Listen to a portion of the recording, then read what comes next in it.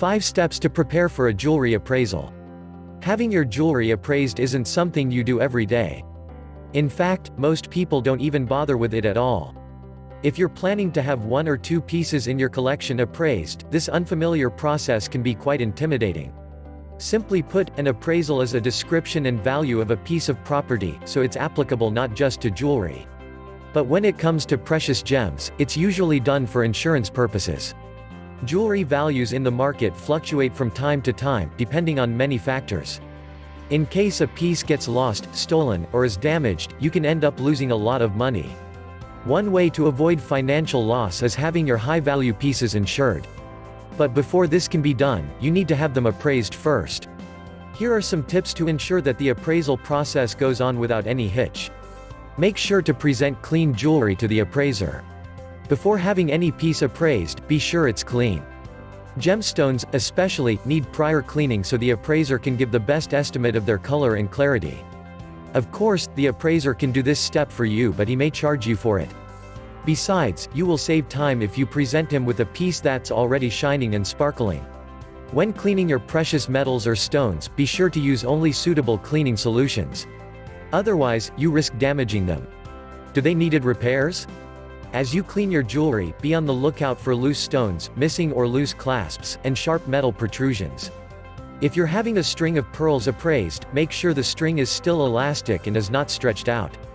If you observe any of these issues, have the piece repaired before the appraisal. It is the obligation of the appraiser to point out any part of the jewelry that should be repaired. This is important especially when you're having the appraisal done for insurance. You will be required to have the piece repaired and then show the repair receipt to your insurance agent.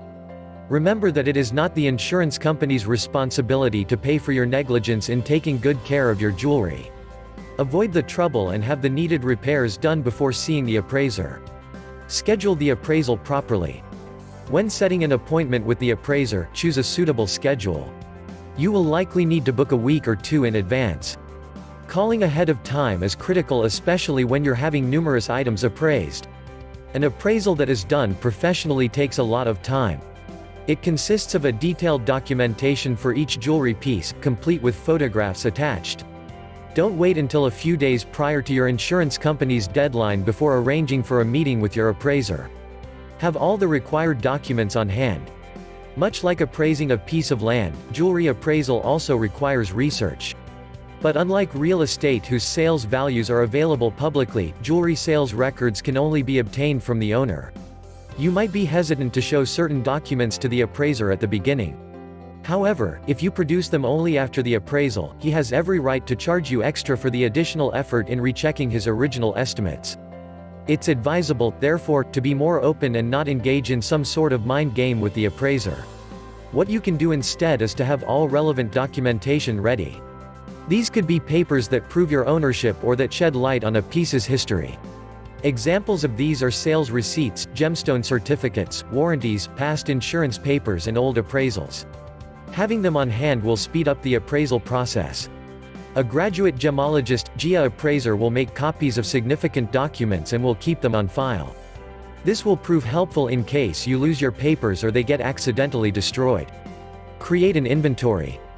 If you are having multiple pieces appraised, you can save time and costs by creating an inventory of your valuables. The list will make it easier for the appraiser once he starts the procedure. You can group the jewelry in such a way that they will be easier to match with their respective documents. If jewelry comes in a set, it's better to group the pieces together since the set's value may be different from the sum of values of each piece. When arranging your jewelry, it's advisable to let the appraiser address the more challenging items first, when his eyes are fresher and his sight sharper. Call national jewelry appraisers on the number below for more tips on how to look after your favorite jewelry. We will come to you. Call 512-768-9940.